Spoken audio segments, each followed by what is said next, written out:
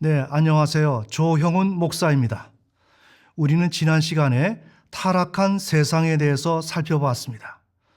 그러면 이번 시간에도 지난 시간에 이어서 타락한 세상에 대해서 살펴보겠습니다. 이번 시간에도 준비된 강의 원고를 읽으면서 설명하겠습니다.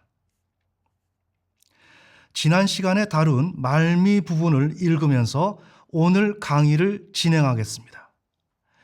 남아는 성장합니다. 자, 여기서 성장은 대략 3세로 규정하겠습니다. 다수의 경우 남아와 엄마는 서로를 필요로 합니다. 엄마는 남아를 성애적 대상으로 삼습니다.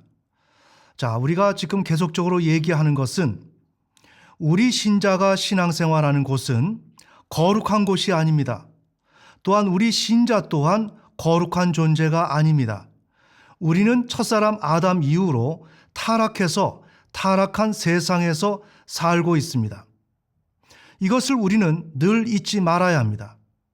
그래서 우리는 타락하지 않은 사람처럼 사람과의 관계를 맺지 않습니다. 우리는 타락한 사람으로서 관계를 맺습니다. 그것이 엄마와 아이와의 관계 속에서 먼저 등장한다는 것입니다. 그 예로서 엄마는 아이를 성애적 대상으로 삼는다는 것입니다. 바로 이러한 점을 여러분들은 먼저 명심해야 될 것입니다. 왜냐? 제가 이렇게 강의를 하면 어떻게 엄마와 아들이 그렇게 성적 관계로 맺어지는가라는 문제를 제기한다는 것입니다.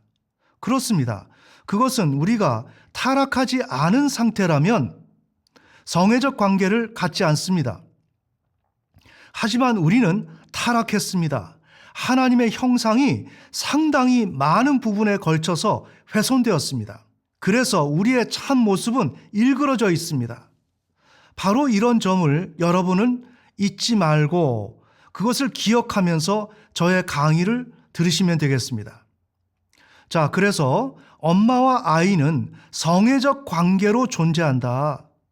그런데 엄마와 아이가 꼭 전부 모든 부분에 걸쳐서 성애적 관계로 존재한다는 것이 아니라 이 성이라고 하는 것은 우리에게 긴급함을 요구할 때, 비상수단으로서 우리에게 힘을 보충해야 할 때 그때 성이 동원된다는 것입니다.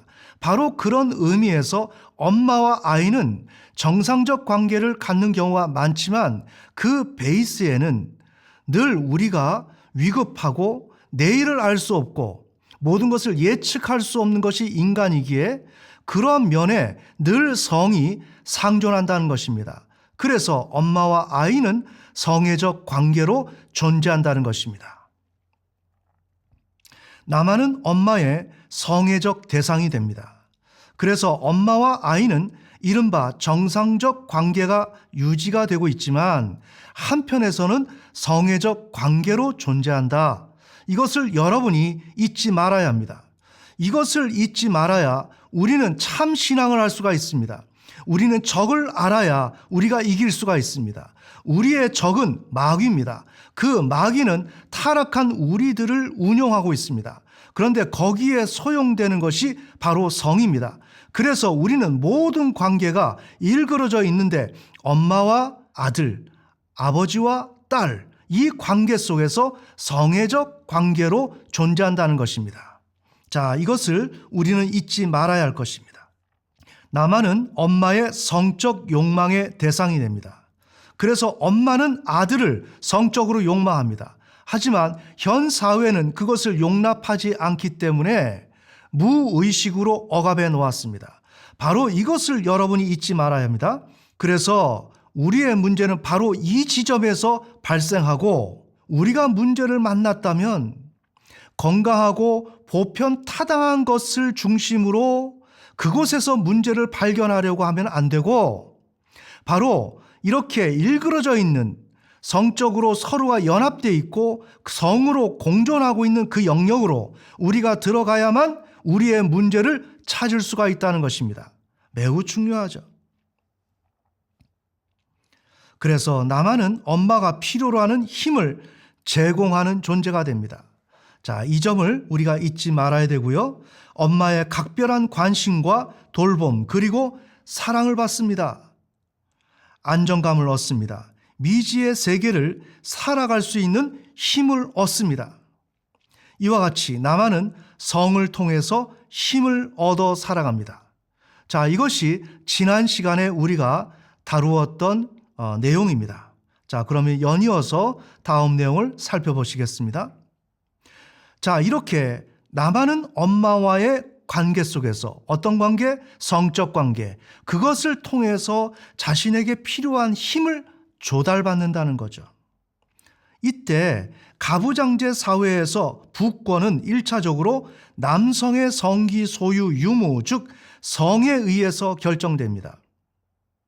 다시 말하자면 엄마와 아들은 보편적인 그러한 건강한 관계를 유지하지만 한편에 있어서는 자신의 그 긴급한 필요를 채우기 위해서 성이라는 것을 통해서 필요한 것을 조달받는다는 거죠. 그런데 가정에는 엄마와 아들만 있는 것이 아닙니다. 거기에는 아버지가 존재하죠.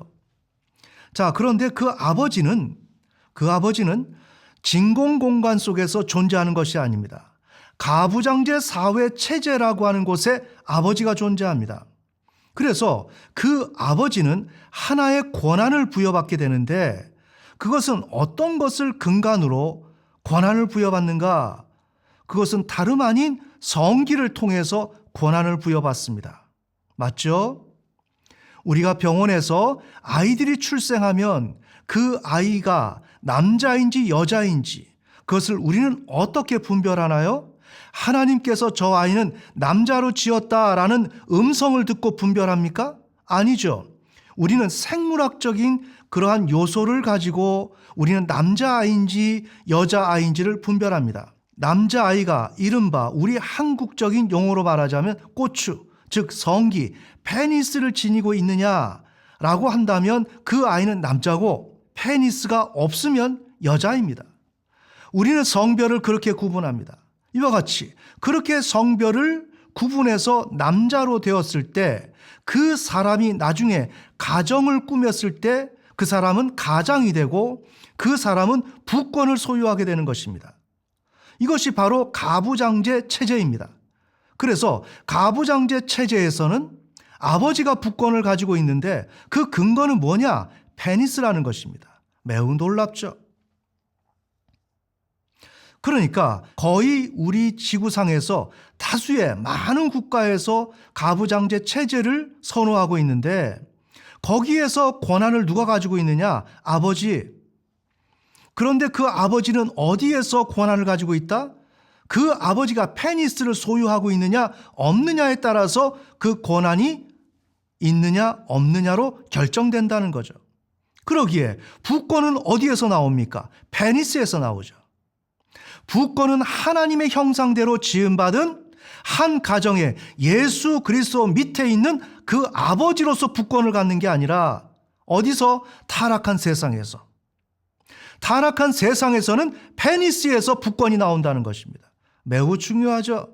우리의 신앙생활은 경건한 성경책을 놓고 그것만을 바라보며 신앙하는 것이 아니라 타락한 몸과 타락한 세상 속에서 우리는 신앙을 한다는 것입니다.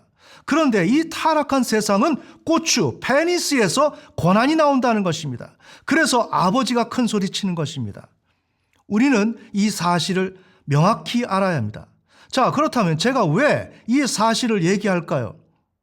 이런 타락한 세상에서 그들이 추구하는 대로 모순 없이 어렵지 않게 그냥 잘 진행된다면 이러한 문제를 얘기할 필요가 없습니다. 그런데 우리는 이 타락한 세상에 살면서 인격적인 어려움, 관계적인 어려움을 경험합니다. 그렇다면 그 어려움의 본질이 무엇인지를 파악을 해야 되는데 바로 그것을 위해서 한 가정에 부권이 어디서 창출되며 발생되느냐라는 것을 우리는 따져볼 필요가 있다는 거죠. 바로 그렇기 때문에 먼저 이 개념을 이야기하는 것입니다. 그래서 부권이라는 것은 페니스에서 나오는 것이다. 부권은 하나님의 권한으로부터 위임받아서 주어진 것이 아니다. 어디에서 볼 때? 타락한 세상에서 볼 때. 타락한 세상은 베니스를 근간으로 북권을 만들었다. 자, 그러면 다시 한번 읽겠습니다. 한편 가부장제 사회에서 북권은 1차적으로 남성의 성기 소유 유무, 즉 성에 의해서 결정됩니다. 아버지는 성기를 소유하고 있습니다. 성기는 아버지에게 북권, 즉 힘을 제공합니다. 아버지는 성기를 통해 북권을 소유하고 유지합니다. 북권을 지닌 가부장제 사회에서의 아버지는 아이에게 명령을 합니다. 그런데 여기에서 명령은 도덕적이고 윤리적이고 사회적인 명령을 하겠지만 그 밑에는, 그 언저리에는 어떤 명령이 존재하는가? 근친상간을 하지 마라 라고 하는 그 명령이 암묵적으로 전달된다는 것입니다. 매우 중요하죠. 우리는 이것을 알아야 건강한 신앙생활을 할 수가 있습니다. 왜요? 우리가 신앙생활하는 곳은 타락한 세상이기 때문에 그곳에서 명령체계가 어떻게 이루어지는지를 알아야 하고 그 명령의 근간을 이루고 있는 것이 무엇인지를 알아야 우리는 그 명령 앞에서 신음하고 그 명령 때문에 고통당하고 그 명령으로 인해서 병리가 발생됐다면 그 문제를 해결하기 위해서는 그 명령 그 언저리에 그 근간을 이루고 있는 것이 무엇이냐라는 것을 알아야 된다는 거죠. 그것이 바로 근친상간을 하지 말아야 한다. 누가? 자녀들이. 이것이 바로 아버지의 명령에 포함이 되어 있다는 것입니다. 그러기에 우리가 깊이 있는 신앙을 하려고 한다면 이러한 내용을 알아야 한다는 것입니다. 여러분, 지금 제가 드리는 말씀을 여러분 이해하시겠습니까? 저는 앞으로 이에 관한 아주 실천적이고 임상적인 증거를 여러분들한테 소개하려고 합니다. 여러분이 지금 이 시간에는 잘 이해가 안 돼도 조금 인내하시면서 제가 이끌어가는 그 강의를 따라오시면 되겠습니다. 그러다 보면 어느 시점에 이르게 되면 맞구나, 참 놀랍다, 어떻게 저런 일들이 일어날 수 있을까라고 여러분이 무릎을 칠 수 있는 날이 오리라고 저는 확신합니다. 그러면 계속해서 강의안을 읽겠습니다. 자, 그래서 북권을 지닌 가부장제 사회에서 아버지는 아이에게 근친상간 금지에 관한 명령을 합니다. 이것은 무엇을 의미할까요? 자, 이 내용은 앞서 제가 한번 소개한 적이 있지만 다시 한번 반복해서 명시합니다. 이것은 무엇을 의미할까요? 다음과 같은 사실을 말합니다. 첫째, 인간은 자신이 필요로 하는 절대적 존재와 힘을 확보하기 위해 타락한 인간 세계의 거의 모든 부분, 즉 전역을 지배하여 사용한다는 것. 둘째, 그것들로부터 절대적 존재와 힘을 조달하며 이때 타락한 인간 세계의 하나의 예가 성이라는 것. 셋째, 그 결과 인간은 페니스를 통해서, 즉 성을 통해서 절대적 존재와 힘을 조달받는다는 것. 넷째, 성이 인간이 문제를 힘으로 해결하려고 하는 그 세계에 동원된다는 것입니다. 이와 같이 성기를 통해 북권, 즉 힘을 보유한 가부장제 사회의 아버지는 아이에게 근친상간 금지의 명령을 합니다. 그러나 남아는 성애적 관계에 있는 엄마와 그 엄마를 통한 돌봄 또한 매우 필요로 합니다.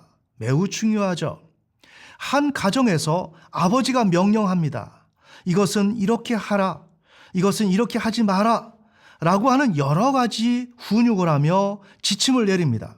그런데 자녀들은 그 명령을 제대로 받아들이지 못합니다. 그렇다면 자녀는 왜 그 명령을 받아들이지 못할까요? 우리는 지금까지 한 가정의 위계 질서를 표피적으로 이해했습니다. 그것이 바로 오류라는 것입니다. 그 명령 이하에, 그 명령 저변에 존재하는 개념을 알아야 한다는 것입니다. 앞서 말씀드렸지만 아버지는 명령을 하지만 그 명령의 근저에는 근친상간 금지의 명령이 포함되어 있다. 또한 그 명령을 받는 남아의 경우는 성애적 관계에 있는 엄마와 그 엄마를 통한 돌봄 또한 필요로 하고 있는 가운데 아버지는 똑같은 성적 존재로서 남자로서 페니스를 가지고 있으면서 거기서 근친상간 금지의 명령을 함축한 가운데 명령을 실행하고 있다는 거죠. 이렇게 될 때 그 아버지의 명령은 단수가 아니고 복수고 또한 그 명령을 받아들이는 그 남아 또한 두 가지 요소를 함께 공유하고 있다는 것입니다. 함께 가지고 있다는 거죠. 그러니까 가정에서 아버지와 아들 사이에 명령을 내리고 명령을 받아들이는 그 관계 속에서 여기서 문제가 발생되었을 때 그 문제를 다루려고 한다면 이렇게 함축된 내용들을 건강하게 다루어 줄 때 그 본질을 제대로 해결할 수가 있다는 것입니다. 자, 조금 전에 읽었던 내용을 다시 한번 읽습니다. 남아는 성애적 관계에 있는 엄마와 그 엄마를 통한 돌봄 또한 필요로 합니다. 어느 때 아버지가 명령했을 때. 여기서 남아는 성애적 관계에 있는 엄마와 그 엄마를 통한 돌봄을 선택할 것인지 아니면 아버지의 명령을 따를 것인지를 결정해야 합니다. 자, 여기서 다시 한번 강조를 합니다. 왜 강조하는가? 여러분이 잘 이해할 수 없기 때문에 그렇습니다. 지금 저는 아버지가 명령을 하는데 아이가 그 명령을 받아들이기 어렵다는 것입니다. 그런데 그 명령은 단순하게 이 사회에서 말하는 어떤 도덕적 질서, 윤리적인 문제 등등을 이야기하는 것이 아니라 그 명령 이면에는 근친상간 금지의 명령이 포함이 되어 있다는 것입니다. 즉, 아들아, 너 엄마 사랑하면 안 돼 라는 그 메시지가 그곳에 들어가 있다는 것입니다. 그런데 그 명령을 듣는 아이는 아버지가 전달하는 이 사회에서 말하는 이른바 보편적인 질서를 제시하고 아들아 너 이렇게 하면 안 돼 라고 하지만 이 아이는 그것만을 받아들이는 것이 아니라 내 안에서 아버지가 근친상간 금지에 관한 명령을 함축해서 전달했을 때 이 아이 또한 자기 자신이 엄마를 사랑하고 있는데 그래서 그 사랑하는 엄마를 통해서 문제를 해결받아야 하는데 그 문제를 나는 어떻게 처리해야 하는가라고 하는 그 문제를 껴안고 아버지의 명령을 지금 받아들이고 있다는 거죠. 매우 중요하죠. 그래서 남아는 성애적 관계에 있는 엄마와 그 엄마를 통한 돌봄을 선택할 것인지 아니면 아버지의 명령을 따를 것인지를 결정해야 한다는 것입니다. 그래서 남자아이들이 아버지와의 갈등이 발생되었다면 그곳에는 아버지의 명령이 표피적으로 너무 딱딱했다, 이른바 권위적이었다라는 식으로 그 문제를 통찰하면 안 됩니다. 여기에서는 그 아이가 고민하고 있는 것이 있다는 것입니다. 아버지의 명령은 옳은 것이라는 걸 알고 있다는 것입니다. 하지만 자기 자신이 이 세상을 헤치고 나갈 때 엄마가 필요한데 그 엄마는 성애적 존재이고 그 엄마를 내려놓을 것인가 말 것인가에 고민을 하고 있다는 것입니다. 그러기에 자라는 청소년을 우리가 훈육을 한다면 아버지가 명령하는 것, 학교가 명령하는 것을 그 아이가 받아들이지 못할 때 그 아이가 왜 받아들이지 못하느냐를 우리는 탐색을 해야 되는데 그 아이는 엄마의 돌봄을, 즉 근친상간적 관계 속에 있는 그 엄마의 돌봄을 나는 내려놓을 수 없어. 어떻게 하면 아버지의 명령을 받아들이면. 그렇기 때문에 이른바 문제아가 발생되는 것입니다. 그래서 이 문제적인 소년을 우리가 다시 회복시키려고 한다면 그 아이의 마음속에 있는 엄마를 향한 욕망의 부분을 잘 다루어 내줘야 아버지의 명령을 깨끗하게 순전히 수용할 수 있게 된다는 거죠. 매우 중요하죠. 그렇다면 여기서 우리가 잠시 짚고 넘어가겠습니다. 이 문제가 아버지와 아들과의 관계에서만 설정되는 것일까요? 아니죠. 우리 하나님은 아버지이십니다. 그런데 우리는 아버지의 자녀입니다. 우리가 하나님 아버지의 명령을 제대로 받아들이기 위해서는 오늘 지금 말씀드리는 이런 발달 단계에서의 누적된 이 문제가 해결될 때 하나님의 명령에 우리가 순종할 수 있게 되는 것입니다. 매우 중요하죠. 그러기에 오늘 우리는 이 문제를 신앙 안에서 다루고 있는 것입니다. 여러분, 이해가 되십니까? 자, 지금 이렇게 전달하는 내용은 매우 중요합니다. 여러분이 섬기는 교회에서 들을 수 없는 내용들입니다. 이것은 우리 지저스 메디컬 센터에서만 여러분에게 전달하고 있는 내용입니다. 그렇기 때문에 여러분이 마음을 열고 생각을 열고 제가 전하는 내용을 귀담아 들으시기를 바랍니다. 자, 다음의 내용을 읽겠습니다. 그래서 성기를 통해 힘을 얻어 부권을 유지한 아버지의 명령을 따릅니다. 어떻게? 이 아이가 엄마를 욕망하고 엄마를 통해서 나는 무언가 도움을 받아야 되지만 아버지의 명령을 나는 거부할 수 없다라고 생각하게 되면 아버지의 명령을 따른다는 것입니다. 매우 중요합니다. 그러나 이것은 어디까지나 표면적인 결정입니다. 우리가 겉으로 볼 때 이 아이는 아버지의 명령을 따른다는 것입니다. 필요에 의해서. 그러나 이것은 표면적인 결정일 뿐인데 남아는 내면에서 여전히 성을 통해 획득한 엄마를 통한 안정감을 추구합니다. 그렇죠? 자, 이것이 오늘 우리 신앙의 현주소입니다. 남아의 이중적 삶은 장시간 유지되기 어렵습니다. 어떻게 하는 것이? 내면에서 성을 통해 획득한 엄마를 통한 안정감을 추구하고자 하는 것. 이것은 겉으로는 아버지의 명령을 따르지만 내면에서는 여전히 성을 통해서 획득한 엄마를 통한 안정감을 추구하고자 하는 이 분열된 삶. 이것은 장시간 유지하기가 어렵다는 거죠. 결국 남아의 내면, 즉 주관의 개인적 세계를 살아가는 주체는 성적 환상으로 자아를 지배하여 현실에서 일시적인 만족을 추구합니다. 매우 중요하죠.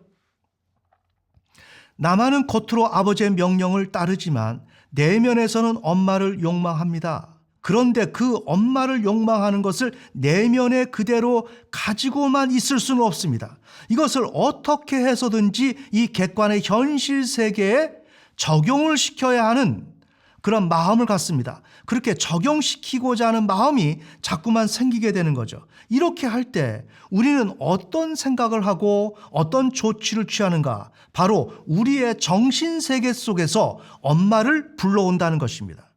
우리의 상상의 세계 속에서 엄마를 동원해서 그 엄마와 근친상간적 관계를 유지한다는 것입니다. 자, 그렇다면 이것은 문제가 없을까요? 1차적으로 문제가 없습니다.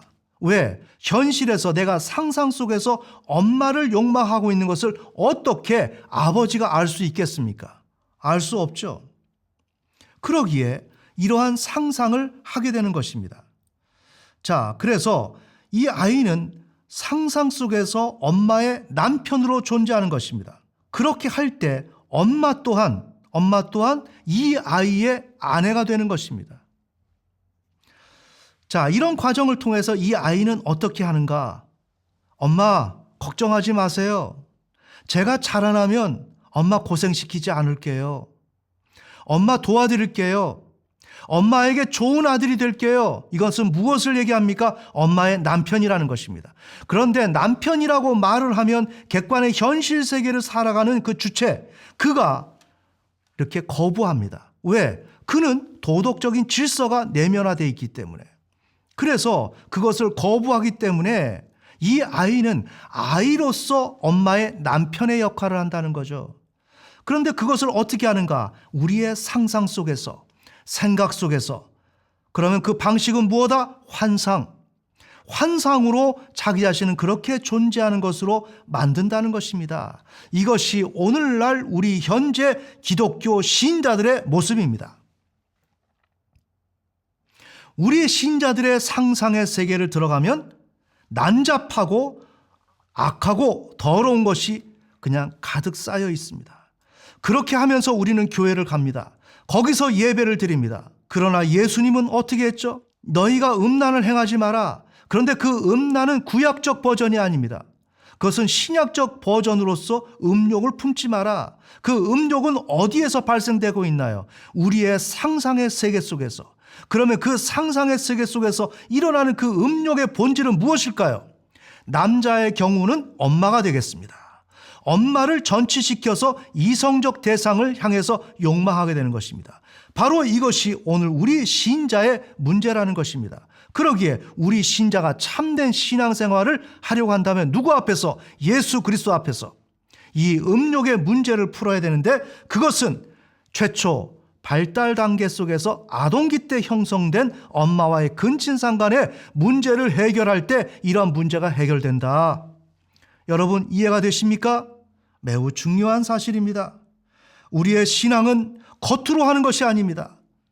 예배 보러 와서 예배하면서 찬양한다고 되는 것이 아닙니다. 우리의 마음속에 있는 이 음욕의 문제가 해결되어야 하는 것입니다. 우리는 이것을 가지고 주님 앞에 서게 되는 것입니다. 그러기에 우리의 신앙을 다시 한번 돌아봐야 하고, 남들이 찬양 집회를 하면서 껑충껑충 뛴다고 함께 뛰어서 될 문제가 아닙니다.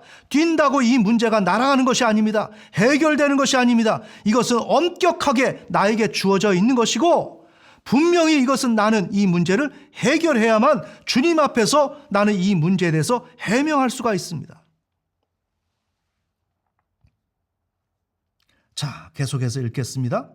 여기서 남아는 현실에서 환상이라는 방법이 아니면 엄마를 통한 안정감을 추구할 수 없는 바, 환상은 아이의 삶에 중추적인 역할을 하게 됩니다. 그래서 성인 남녀들을 기독교 상담을 하게 되면 그 사람은 누군데? 하나님을 믿는 독실한 신자들인데 호소하는 문제가 있습니다.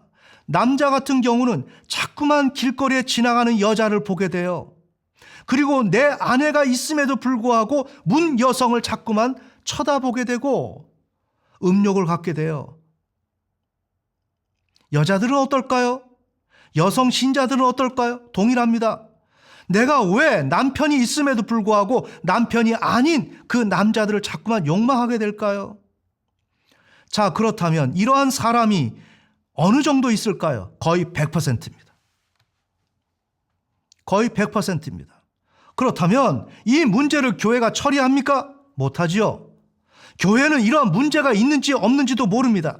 그리고 마태복음 5장에서 예수님께서 너희가 음란을 행하지 마라, 그러면서 음욕조차도 행하지 마라 라고 했을 때 지금 설교 강단에 서 있는 목사님들조차 이 일을 행하고 있고, 그러기에 신자들에게 그런 일들을 하지 말라고 말할 수가 없습니다. 왜?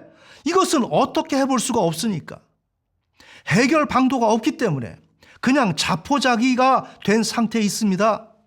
그러니 교회가 살았습니까? 죽었습니까? 죽었죠. 왜? 예수님의 말씀대로 실행하지 않으니까. 예수님은 그렇게 음욕을 품었다면 눈을 뽑으라 그랬습니다. 그럼 그것은 예수님께서 비유로 말씀하신 것입니까? 그럴 수 있죠. 그러나 그것은 눈을 뽑을 것만큼 중대한 문제라는 것이고, 그것을 가지고 갔을 때 이 문제를 해결하지 않았을 때는 지옥 백성이 된다는 것만큼은 분명하죠. 매우 중요합니다. 자, 그러기에 우리 지저스 메디컬 센터는 여러분이 처음에 들을 때는 조금 이질적이고 거부감을 느낄 수 있는 그러한 내용들을 이렇게 다루고 있습니다. 하지만 이것이 참 신앙의 문제를 다루는 것이고, 여러분이 참된 신앙의 길로 가시려고 한다면 오늘 이와 같은 강의를 꼭 들어야 한다는 것입니다.